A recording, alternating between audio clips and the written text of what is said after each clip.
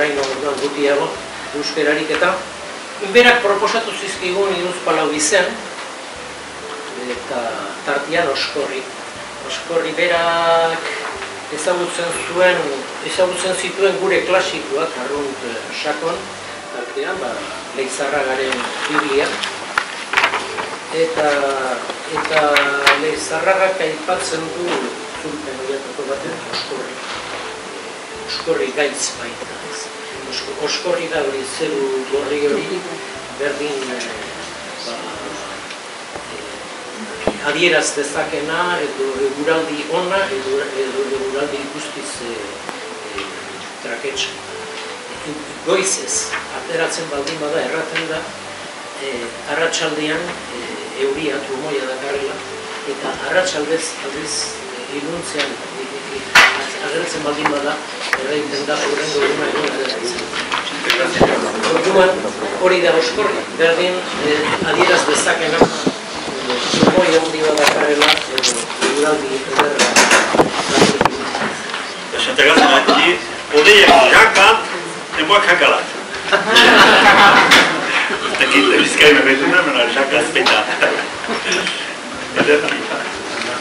Eta ordin, hoi da Gabriela besti gehu estambat emuien aipatuko du, eta kantatuko zeren Gabriela besti izan da gure etxaun iruri edo etxaun iturri bezala, iturri handia zientako pertsonalki eta Bizkaia entako ere bai, eta Nacho Txipia Bilbon zera izan.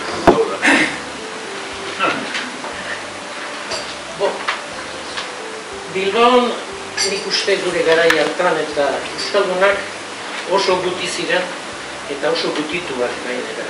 Apenas agertzen ziren neon, nik kolegioan eta Hiruzpalau kolegio diferentetan izan naiz, eta euskaldun bat gogoratzen du.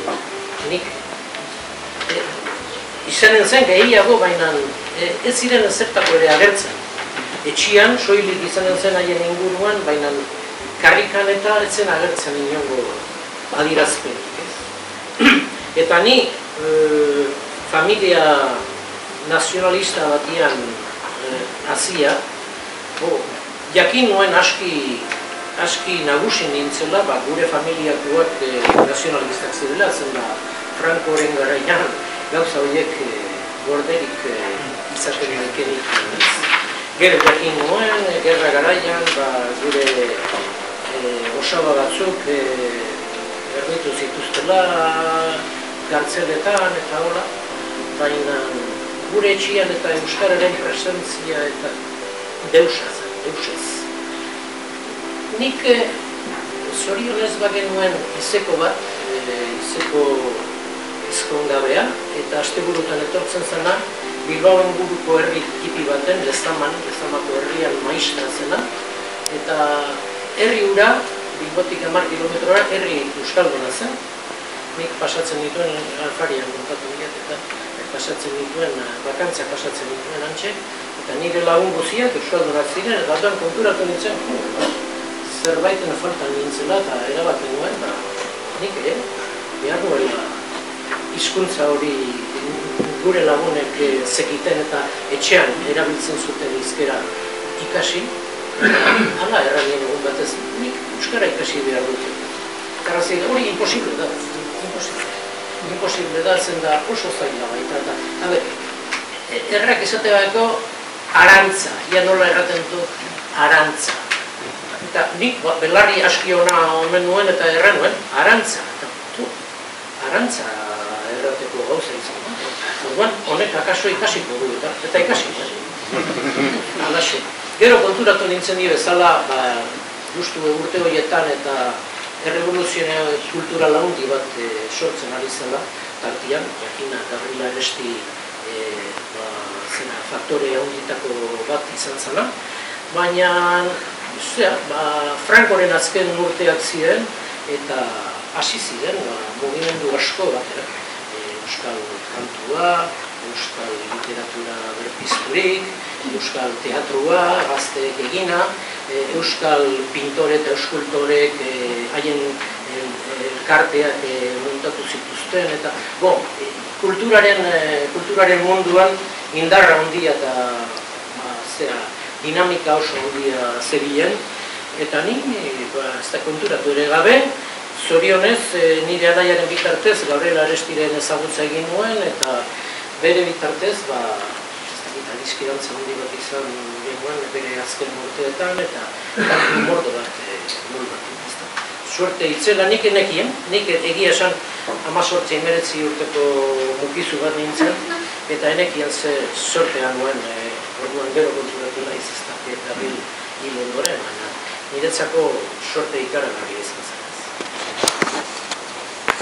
Hori nintzen nik txikit, mutil espainol bat, eta euskararen ikusnarik ere zuena, eta justu kolegioa bukatu eta unibertsitatera pauso ematera puntuetan, 16 urtetan, erabaki nuena euskaldun izatea, euskaldun modernoa.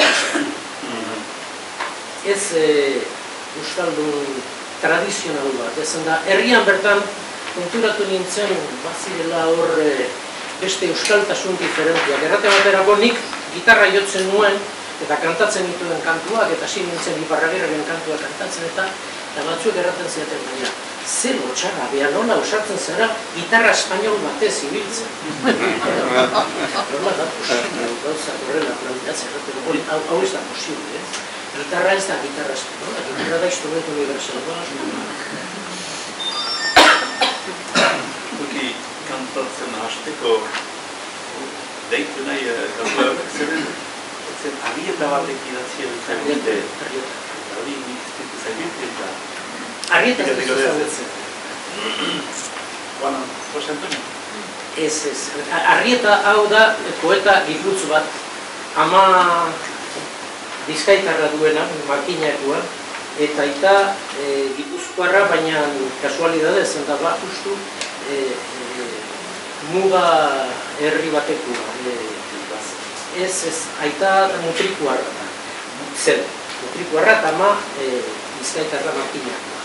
Eta Jose Agustin Arrieta honek, bere gurasoak joan ziren Oiartzun aldera, eta han bizi izan da, han sortu, eta da eskriptoria ikaragarri bat, berarekin eta gauza asko egin ditugu. Soilik daka, ez dakit nire ustez, pekatu tipi bat, eta da herri bat asunakoa dela. Eta izan da mai nazionalekua, eta horrela da, gizon zoragarria. Guk berarekin erran bezala egin dugu hainbat kantu, eta herri batzutan, justu herri batasuna eta zera produktu frantsesen kontrako kanpaina martxan zutela, eskertu behar genion bere laguntza kantuak prestatzeko eta laguntza handi ematen zigulako, eta eraman genion saski handi bat bere etxera Frantziako produktu frantsesez beterik ez. Horan adosu, champagne, koniak, benetan eta eskertu zuen, dena jan eta edan eta bizurtatu. Eta orduan ostatu neskaren kopla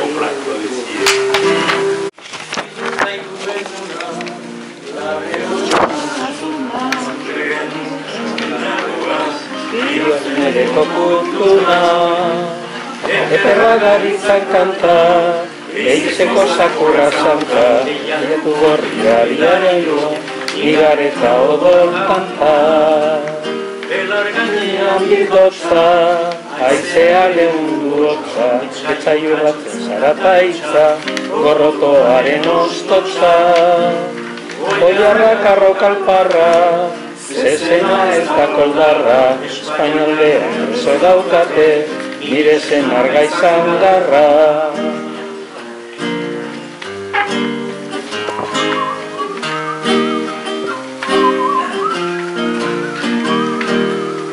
Ederbasoan aritza Bagoa lerden mortitza Azter hauetan zen bai auskilo Errez janoidu bere itza Ibaia dator golde Aizea uraren golde Euskal Andrak izanen odola Ez da izirite galde Sagarra daude ustela Nik aztu dira upela Lengo aldean oran garau Abertzale txite pela Udako sasoiak usta, larrean eder iruzta, nire bularra zutaztan ezi, zimendu dugu mazusta.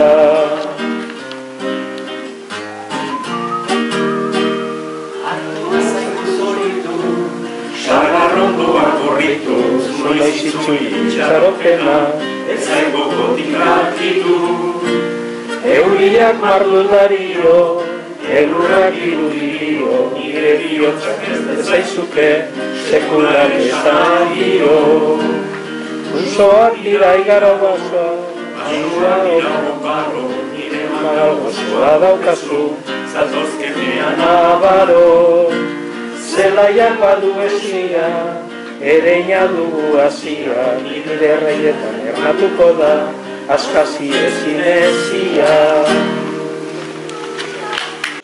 Arraizu Montpellier, Nixelatzeko diaure, Arraizu Montpellier, nixelatzeko diaure, eta sekularen zintzuntzen,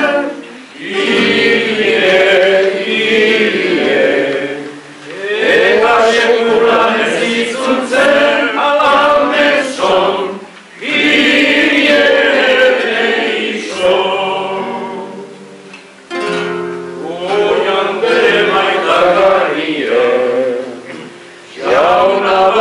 Montpellier, oi andere maitagarrie, jauna baduzu Montpellier, nik zaitu berri zendature,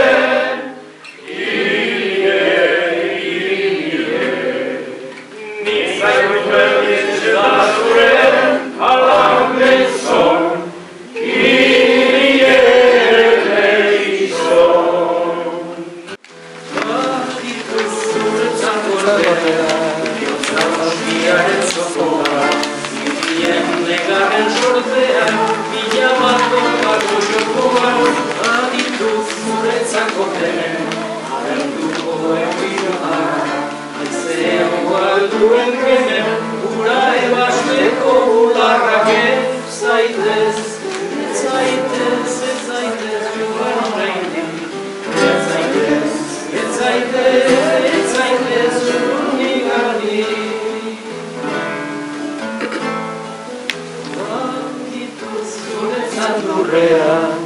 atzeman hartu bizarra, gauaren beldurrean, pixkanari diren izarra, zuretzat emana, zintzuetan urratza, ibai gardenetan ebana, maitasunak gutxi urratza, ez zaitez, joan oraindik, ez zaitez, zurrunigandi.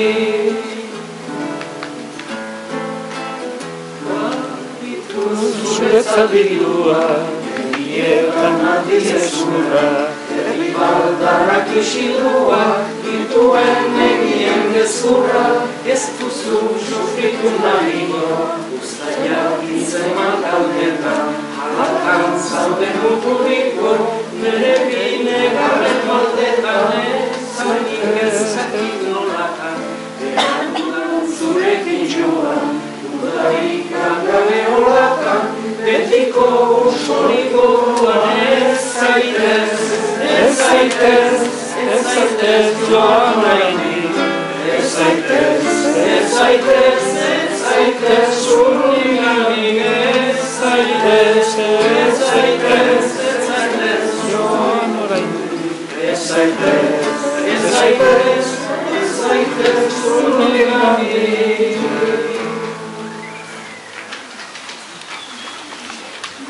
Ze hotzak diren, ez da? Jendea? A ber, nota hau nola eskribitzen da, eta egiten genituen partiturak, eta orduan berak ja paperian jarrita, bazekien ditzen. Orduan berak jotzen zuen, ze holako, eta holako nola ditzen da, ez dakitea, holako zera, teklatu bat... Melodika. Melodika bat ditzen da, egiten zituen akordeak eta, Antonek eta biok jotzen genuen gitarra, eta kantatzen genuen, Sonia Antxerren kantua, eta loko bezala. Inglesiz, espainolez, eta gero egin genuen talde bat, Beatles, Rolling, eta hola, kantatzen genuen duela. Orduan, Anton, zera, modu hortan ezagutu nuen kolegioan. Gero, ni joan nintzen medizina ikastera, zorionez bigarren urtean utzen nuen, eta Antonek eta egiten zuen ere abogadu eta utzi zuen, eta orduan, juntatu ginen, tipiketeroen medizinadua bizitzatuko, eta egiten dut. Zorionez medizina antako? Ez, jendearen dako. Eta alaxe, hasi ginen berriro, berak jotzen zuen gehien bat oso afekzione handia zuen musika brasileirua. Eta musika brasileirua oso aberatsa da harmonia kontuetan, ez? Eta orduan nik ikasi nahi nuen hori eta bihurtu nuen nire profesore. Ikasteko akorde bihurriak eta hola. Eta hasi ginen elkarrekin. Jotzen, gero juntatu zen, ezagutu genen kantaldi batean Eibarren, mutil gazte bat, 15 urtekoa, zer loko nazko dutzen zura, gitarra elektriko bat ez. Hori entzan Vicente Martínez, eta gero, joda, oso interesante egiten duan da. Eta nahi du gurekin jo, lehenbiziko ensaiotan imposible zen berak egiten. Apalako. Montatu ginen, eta hasi ginen hiru moskete dugu. Historia polito batio ikasteko digurena. Antonen Motzanik lotzen dit kantu bati, zieke bezala eta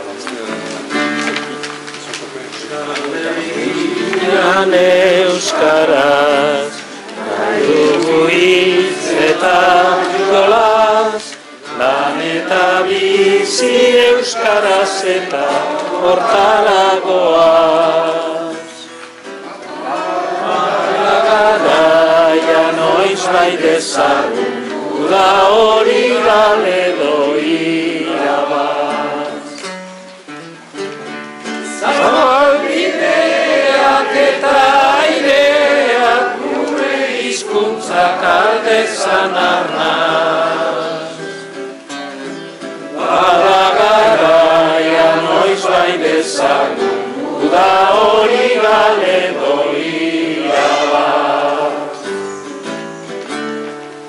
Euskal Herrian euskara, hitz egiterik ez bada, boda dezagun demokrazia zerri askara. Geure maitzen usteko, zain odol galduak ez gara. Hizkuntza gabe zaidazuen nola irtengo naizen plazara. Geure maitzen usteko, bezain odol galduak ez gara. Euskal Herri euskalduna, irabazteko eguna, pazientzia ere aurretik behar duguna. Ez aldakizu euskara dela, euskaldun egiten gaituena. Euskal Herri ditzake bere hizkuntza ere galtzen duena. Ez aldakizu euskara dela, euskaldun egiten gaituena.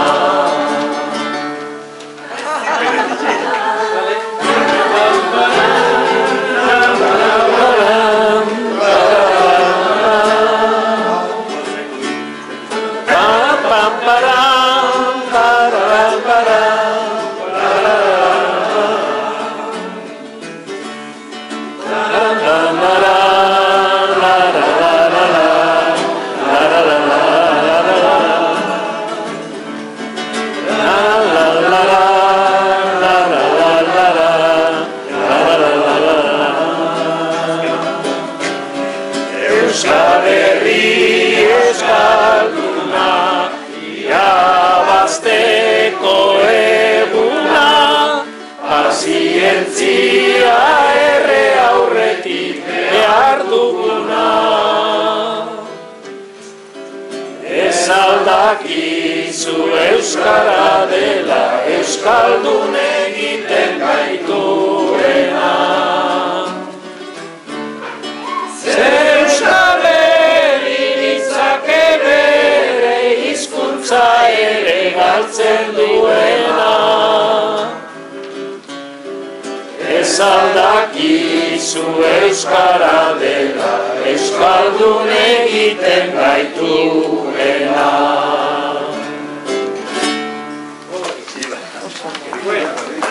Eta erabaki zuten kantatzea kantu radikala delako, eta lehenbizi balore demokratikoak dira, bizkera berezituak baino, hor erraten denean bota dezagun demokrazia zerria gara eta horretua. Eta egia da erreibindikazio radikal bat, baina radikaltasuna da libertadia ere ez da. Guk egiaran kantu hau urte batzutan ez dugu kantatu izan. Despedidan bai kantatu nena, bihortzen baitetan ez genuen kantatu. Uste dut, Amuriza izan zen gure enkargo testu egin zuena, gaizki ulertu zuen eta zenbait lekukan aipatu zuen, oskorikoak ez dutela kantatzen, arazo ideologikoen gatik.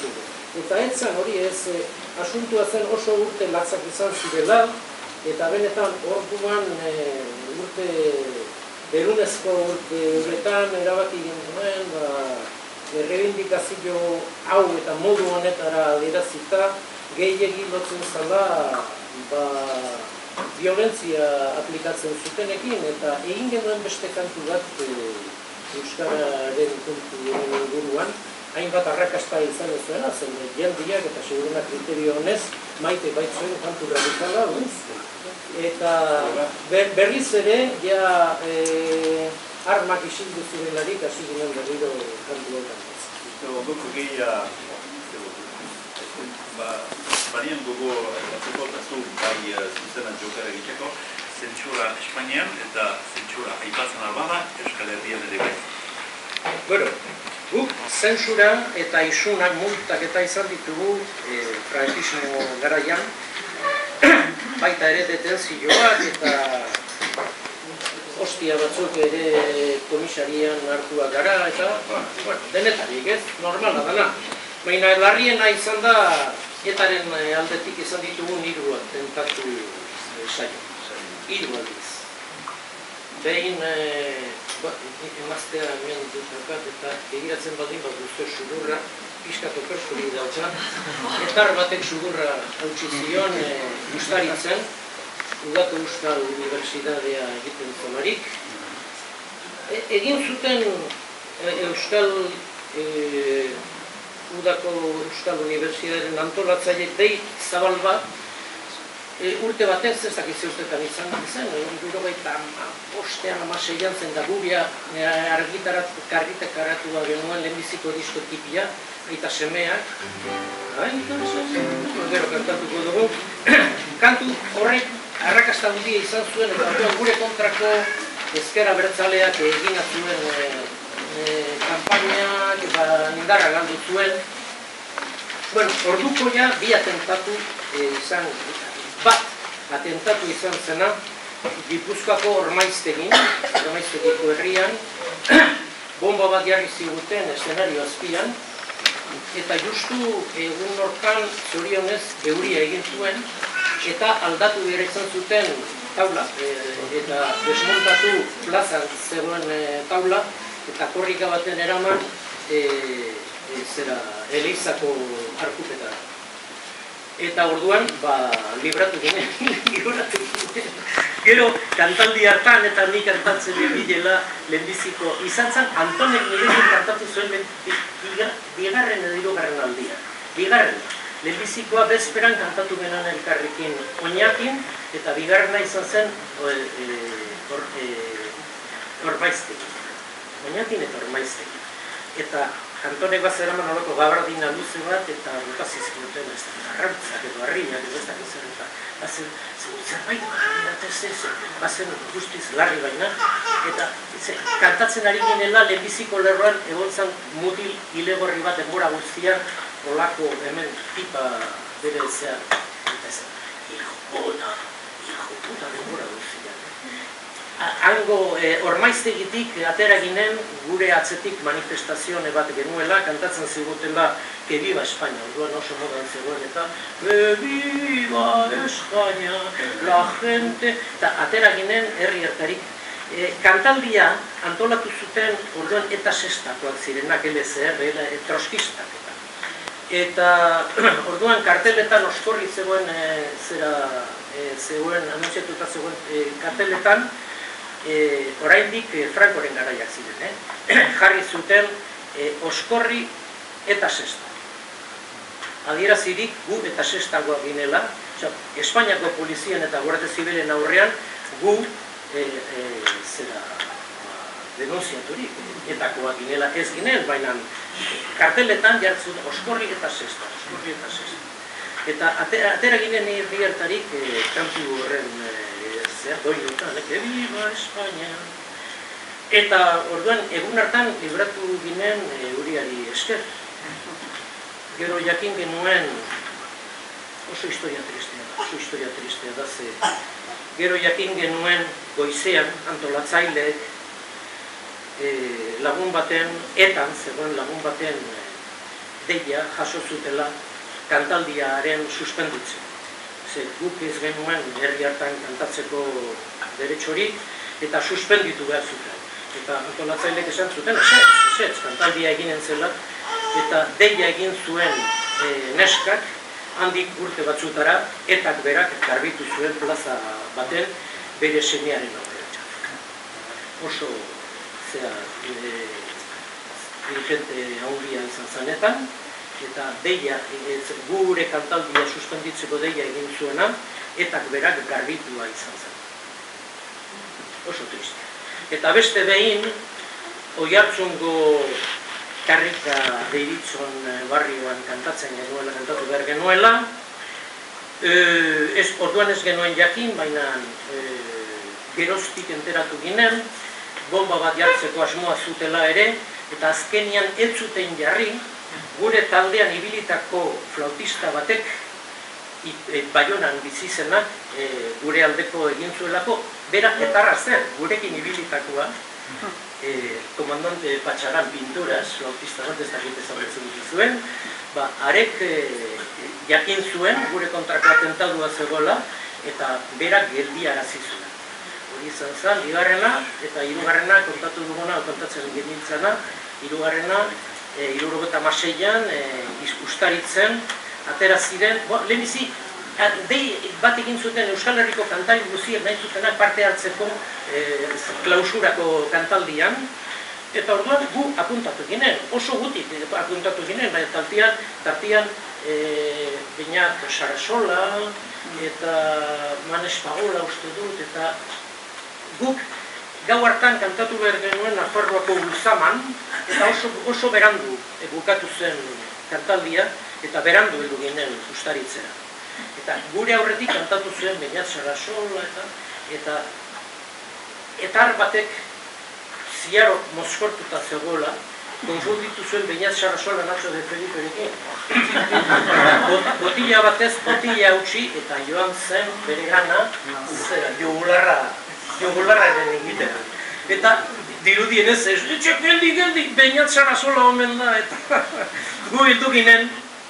Eta orduan, kantatzera gindoa zela, atera ziren eszenariora morrosko batzuk, han bazegoen ikurriña bat, arrankatu zuten ikurriña, gu ikurriña azpian kantatzeko gai ez ginelako, eta gure alde atea ziren euskaltzaindiko batzuk, Andolin Eguzkitza eta Alfonso Irigoyen, eta euskaltzain akademiko batzuk atera ziren, eta denak jaso zuten egur ederra. Tartian ere nire emaztiak sudurrak hautzen ditu orduz geroztik, izorio polita izan zen. Eta pizka bat bihurtzeko. Bada bat, kantu bakarriko kantaldia. Ba. Zentsuran kapitulo bukatzeko. Bai, Frankoren garaietan beti presentatu behar ziren kantatu nahi zenituen kantuak zentsuratzi. Zentsurako ministerioan, Ministerio de Información y Turismo deitzen zen. Eta guk, errate bateako kantatu behar nola asteburu batez 3 aldiz, ostirale, larun bat eta igandez, presentatzen genituen kantu berak 3 herri diferentetan kantatzeko. Eta orduan, zentsurak egiten zuen, funtzionari batek egiten zuen zentsura. Gero pasatzen zen Información y Turismoko delegatuaren gana, eta delegatuak bidaltzen zuen polizia zentralera, eta poliziak bidaltzen zuen gobernadore zibilen gana. Eta orduan, 4 pasu ziren, lehenbizikoa zen zentsura, kantua. Zensoreak irakurtzen zituen kantuak eta erraten zuen. Ostiralian, 3 hauek kantatu ditezke. Larun batean 3 diferente, aurreko gunean baimenduta zeudenak, urrengo gunean zensuratuta. Eta igandean beste 4 diferentia. Guk ez menekian zer egin, beti kantu bera presentatu eta egun baten 3 eta urrengo gunean beste 3 diferente, urrengo gunean 4. Eta egun batez, mundian kantatu behar genuela, kantu guztietarik utzi ziaten bat kantatzeko permisua.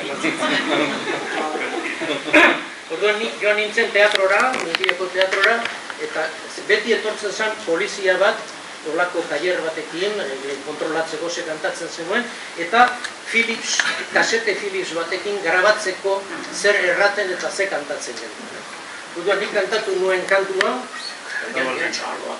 eta hasi nintzen berriro kantu bera, kantatu 3. aldiz kantu bera, 4., 5., 6. aldiz kantu bera, eta orduan jendeak jakin zuen zer gertatzen zen, pasatzen zen. Eta sutan paratu zen jendea, eta kantaldia bukatu zelarik, polizia nire gana etorrika. Baina nola ez didazu erran zer gertatzen zen, nik permiso emango izun kantu behiagoek kantatzeko. Ez, baina soilik bat kantatzeko permiso eman didazu eta ez dut beste biderik izan.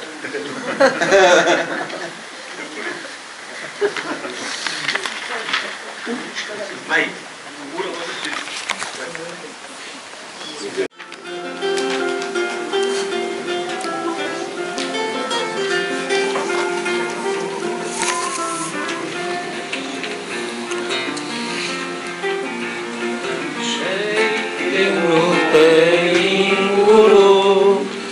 kostaldean zer gertatu itsasgizon zahar batek behintzat alazian kontatu enbatitzea gaztetu gazten untzi eder bat zuen ondazen Euskaldunon zabarruan altxorra handia eizek hartzea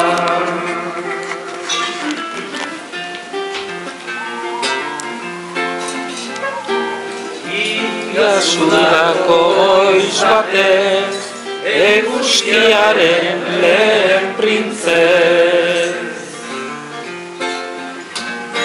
Jo nuen itxasbarrena biotxalartara eginez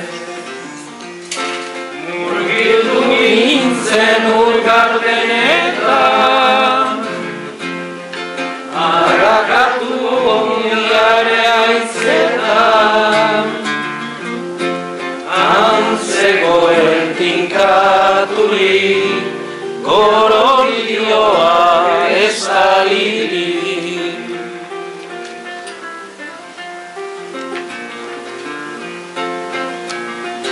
Indar guztioz bultzatzen Altxorkutsa zabaldu nuen atzera egin ninduen, uin handia altxatu zen.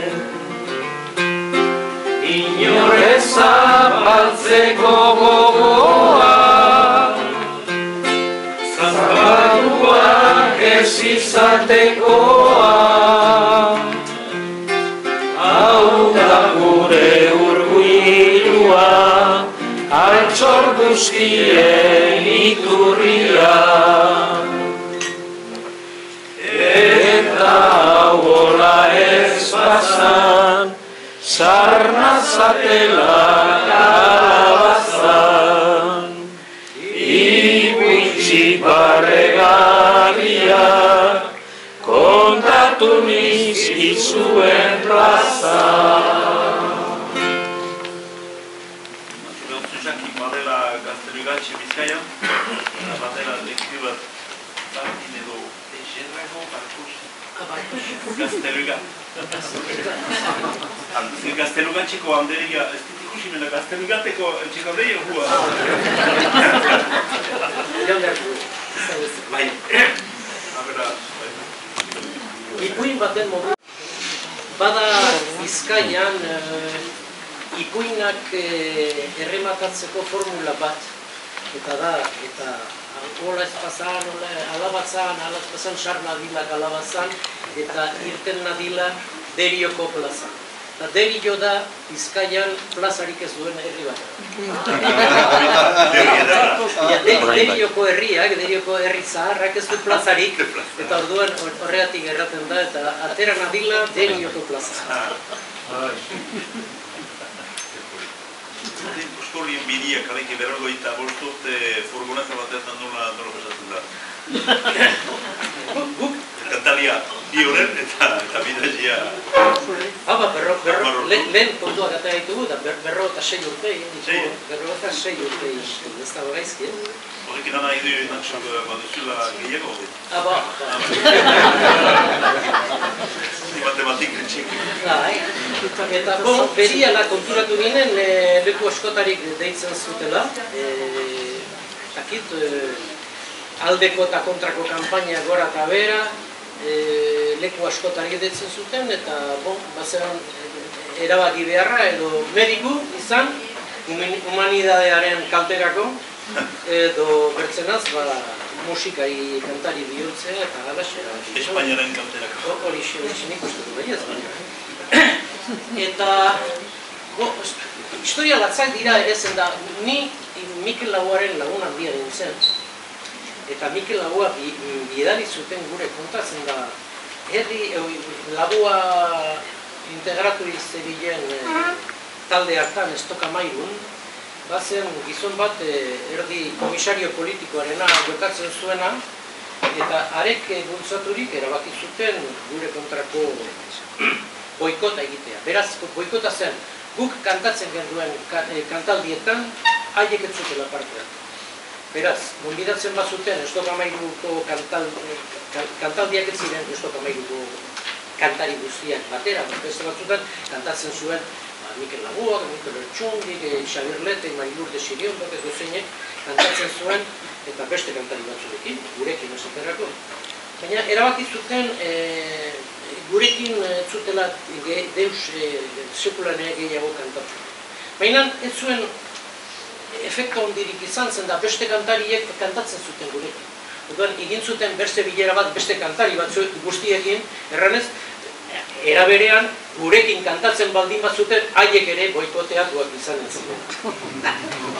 Eta orduan egun batez, Estokamairuk Bilbon kantatzen zuela, eta guk Arabako nola deitzen da herria, Aramaionan kantatzen genuela, Aramaion kantatu behar genuela arratsaldean, goizian Mikel Laboak telefonatu ninduen eta errantzidan biltzeko han Teatro Santiago Apostoleko kafeteria.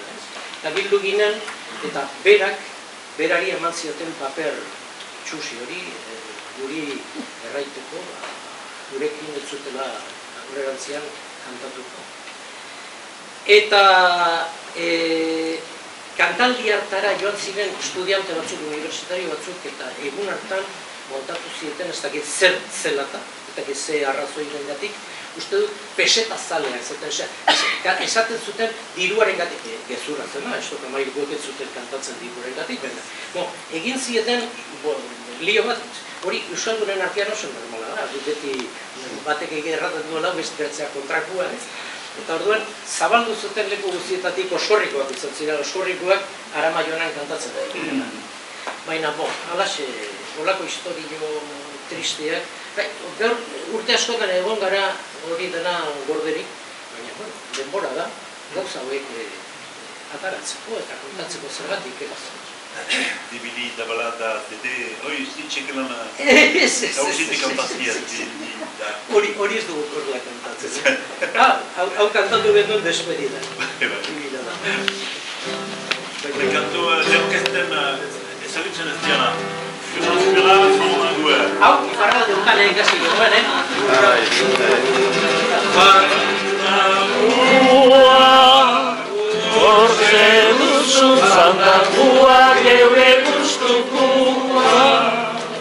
Hortze duzu fandangua, geure gustukoa. Tapuizian egin aizutan lemokia, tapera zokatu dut, tapera festia.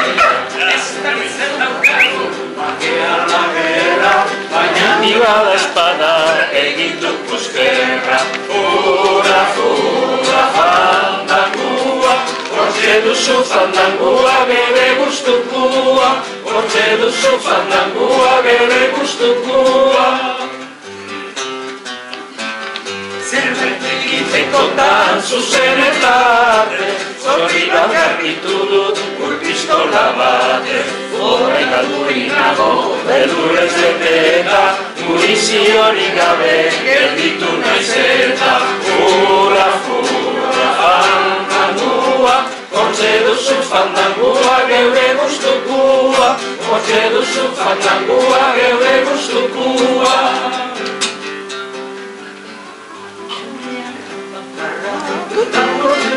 Auzoari eragin ez ditu lehoia, eskua jaten badi, egin ez zaio, zertan desio lakorik gertatu zintzaio. Fora, fandangua, hortze duzu fandangua, geure gustukoa, hortze duzu fandangua, geure gustukoa. Eta horrein panua, berriro era, bia espadatoski, lorro egitera, bia ikusiko da, zeraguen berri, jakitzuenak ere, ezin du igarri. Fura, fandangua, hortze duzu fandangua, geure gustukoa, hortze duzu fandangua, geure gustukoa. Euskal Herrian lehenbiziko aldiz muntatu zen diskografika potente bat.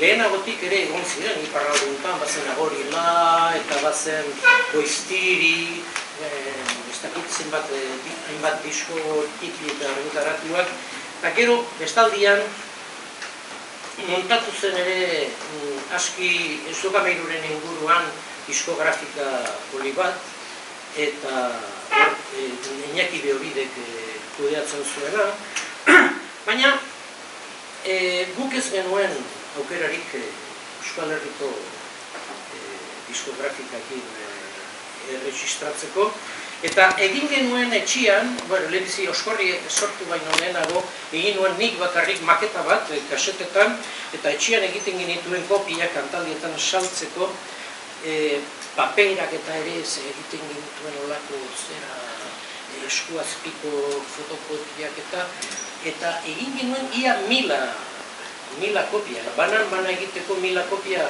kantidade handia da. Eta horietariko zinta bat edu zen Madrila, CBS internazionalera, eta interesatu ziren eta deitu zuten haiekin erregistratzeko.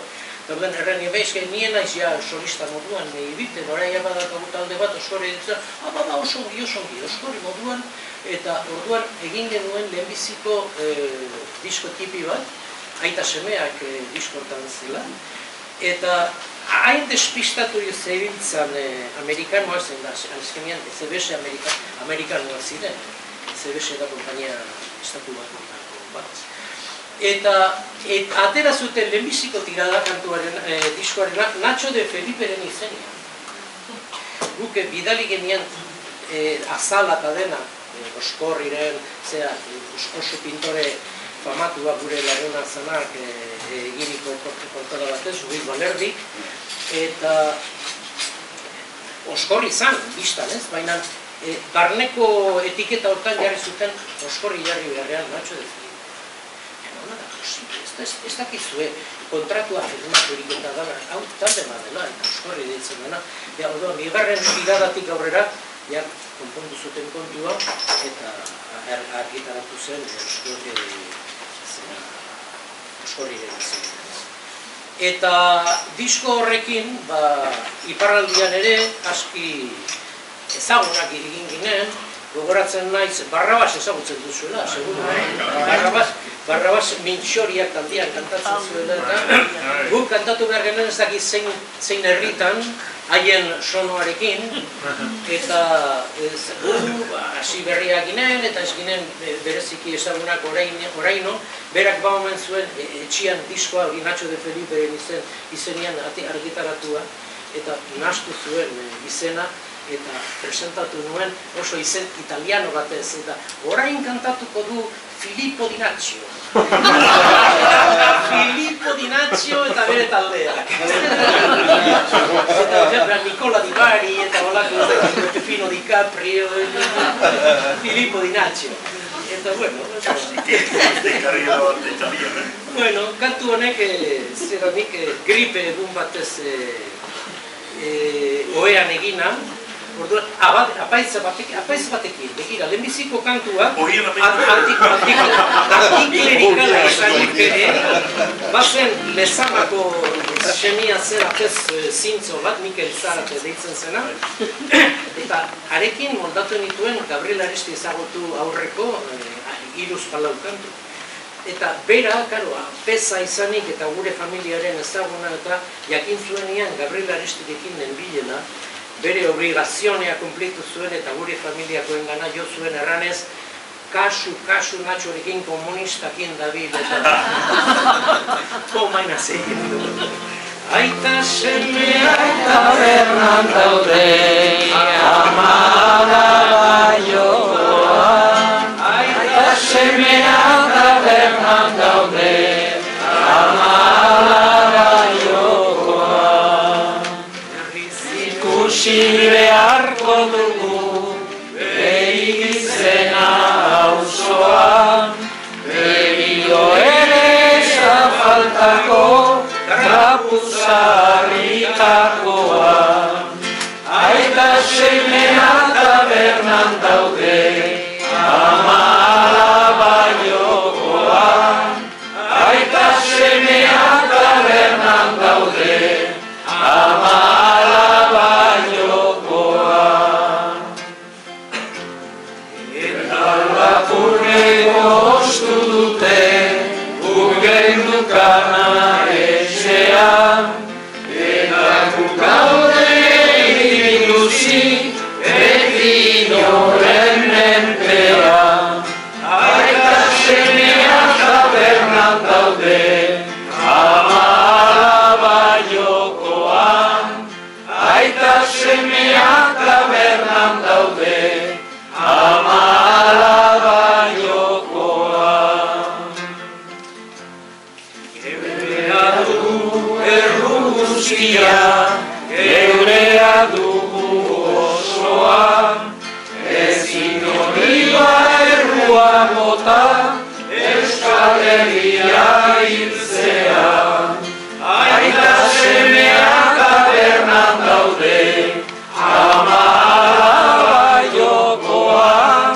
Aita semea tabernan daude, amala baiokoan.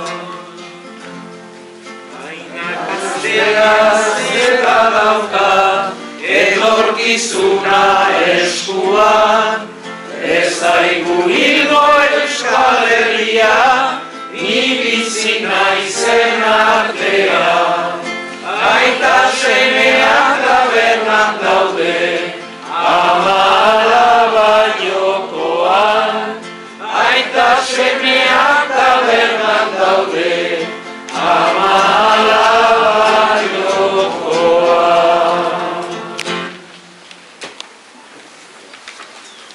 Eta zuk diozuna, nola ibili ginen hasieratik aski ongi, zenda gure CBS multinazional horrek gure alde egin zuen kanpaina pixka bat desenfokatua, baina handia. Espainian orduan euskaldunak oso ongi konsideratuak ginen, gero okertu diren, baina euskaldunak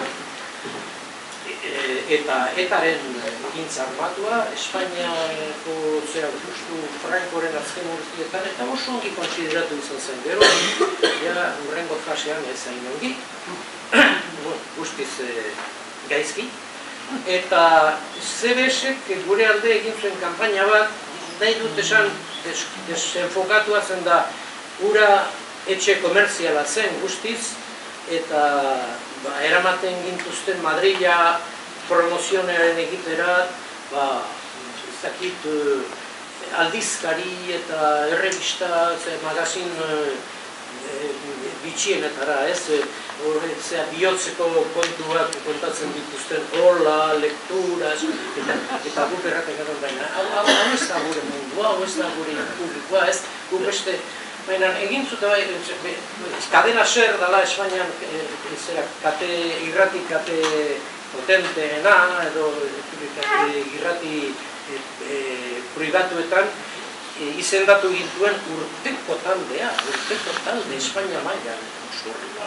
40 principales zan radioformula zehotan heldu ginen bigarren postura, eta gu eroturik geunden kontu horrekin, eta haiekin egin genduen, bi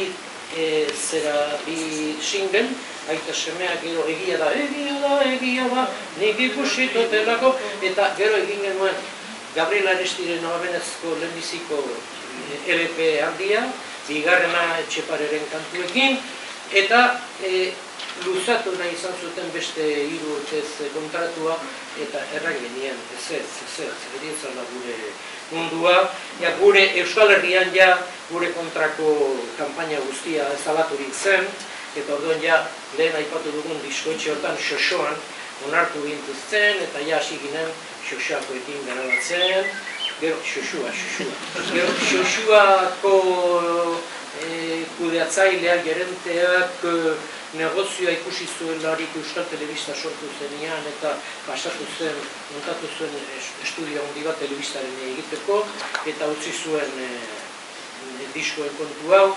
Orduan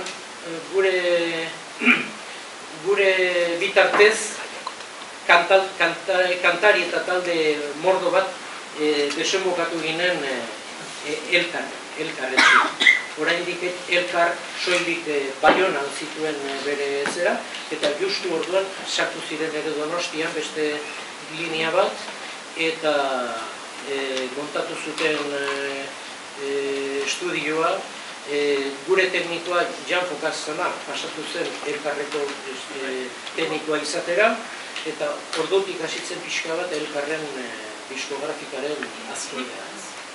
Eta aldean furgonetak kambiatu ziren. Bai,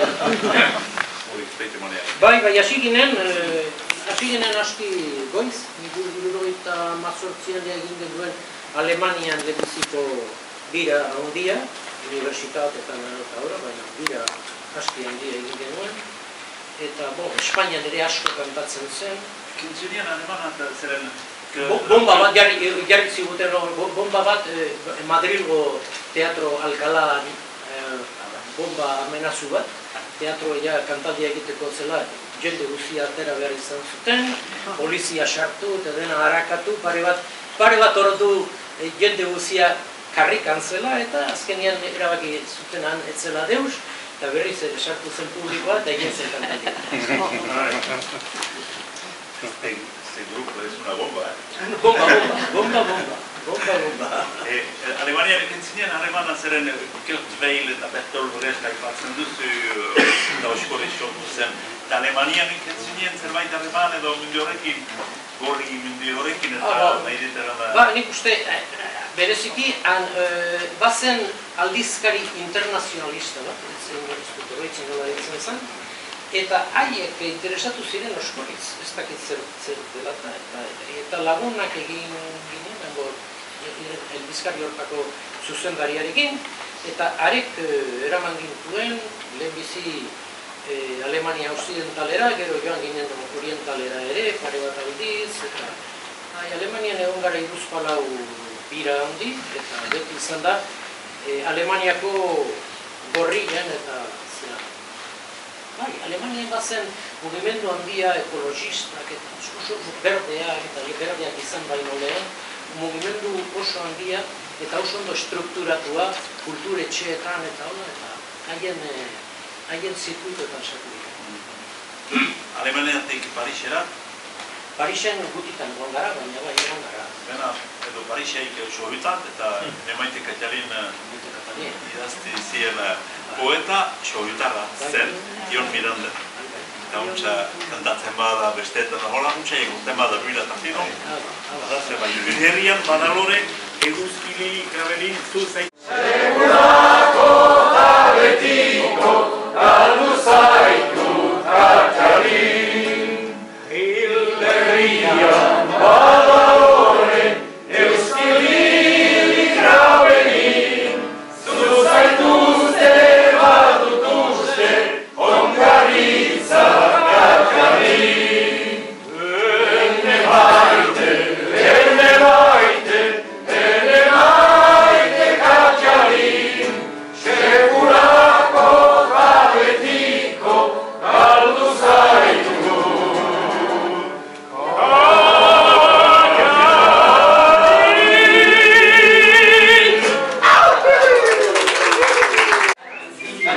Eta bizi bedi, gora eta gora beti, gora lapurdi, euskaran bizi gaitu, eta bizi bedi. Gora zalua, agudo kapitala, eta aurri, erditako apala.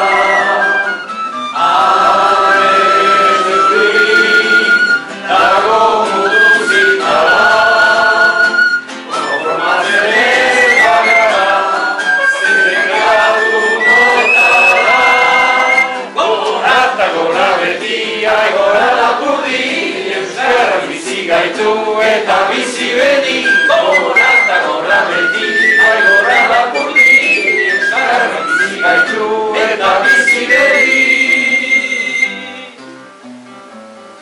Gurea ez da, biziko normala,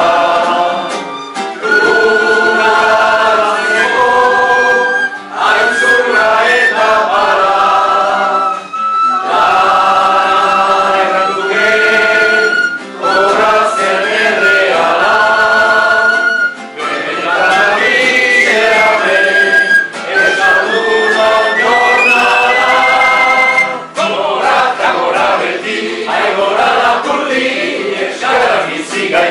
Eta bizi beti, gora eta gora beti, gora lapurdi, euskara bizi gaitu, eta bizi beti. Munduan ezin, bizi diteke ala, merkatuena,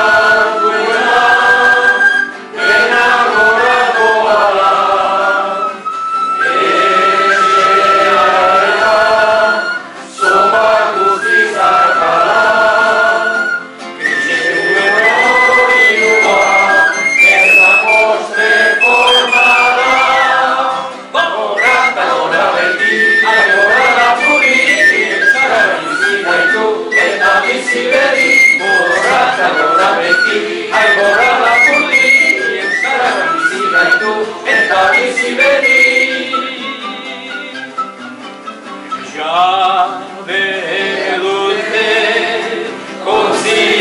Zabala,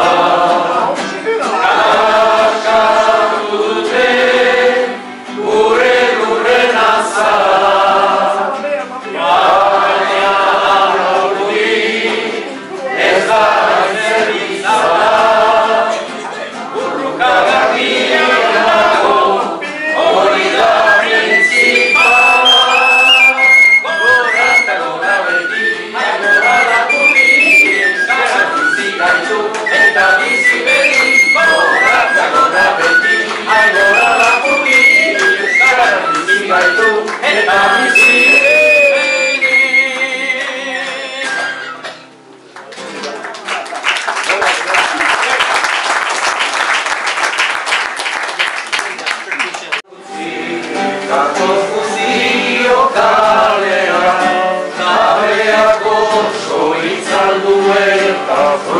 Festa bat egitera Gineak bota ditugu Antxebertan bazterrera Ez dugu nahi berriro ere Toki hartara batera Ogi zerudi Eragia Luzarano Guztia Galtzen, barko xene galtzen, afemo.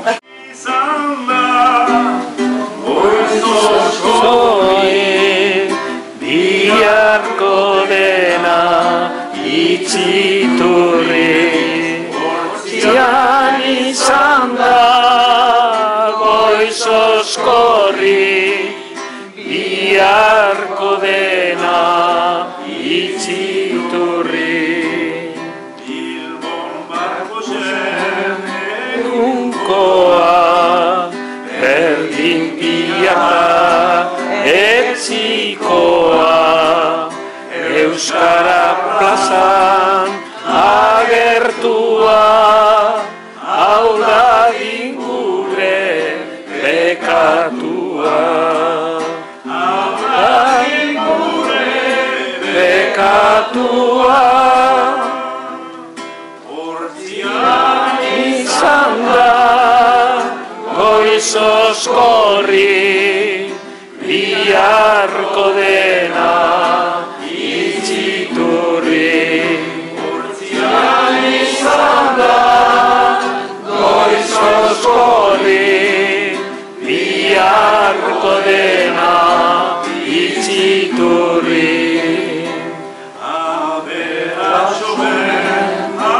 Bizkaia, Euskaratik iesia, ez ziren urtu Espainian, eta zutitu arestia. Eta zutitu arestia. Zazpikume bilatzen une eta gune otsoan zen ingurune baina ez lortu isilune baina ez lortu isilune izan da Goizoskorri Biharko dena Itziturri Hortzian izan da Goizoskorri Biharko dena Itziturri Ixente Nacho eta Anton Bizkar ezurra ezin egon Kantan jaiki ez orkonpon Otoikirie eleizon Otoikirie eleizon Hortzian izan da Goizoskorri Biharko dena Itziturri Hortzian izan da Goizoskorri Biharko dena Itziturri